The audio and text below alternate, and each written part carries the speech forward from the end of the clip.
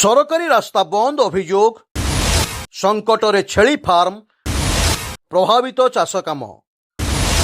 अनुगुल जिला बंरपाल ब्लॉक बंदा पंचायत रे सरकारी रास्ता को खोली बंद करदेवा नहीं अभियोग उठी। बंदा ग्रामर चंद्रशेखर साहू अभियोग करिसेंति जे किछि कुचक्री गोष्ठी सरकारी रास्ता को नष्ट करदेवा फल तांकर छेली फार्म और चाष काम गुरुतर भावे प्रभावित हेउछि।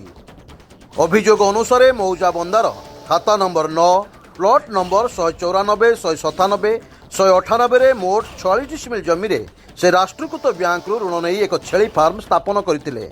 जमी को संयोग करुवा खाता नंबर 528 प्लॉट नंबर 186 सरकारी रास्ता को आधार करी बैंक पक्षर ऋण मंजूर होता। तेबे रास्ता को लगी एक बंध को खोलिबा सह सरकारी रास्ता को मध्य खोली दिया जाइतिबारु वर्तमान से आखपाख अंचल चाषी माने यातायात करि पारु नाहंती। फल फार्म रे थिबा छेली गुडी को दुईटी अलग अलग स्थान को स्थानांतरित करिथिला बेले चाष जमी रे मध्य चाष करिबा संभव हेउ नाही। एने संपृक्त विभाग उच्चपदस्थ अधिकारी निकट में अभियोग करथिले मध्य एपर्यंत कौनसी समाधान होई नथिबार से कहिसंती। एपरि परिस्थिति रे बैंक ऋण परिशोध करिबा नै चंद्रशेखर साहू और तांको परिवार चिंता प्रकाश करिसंती।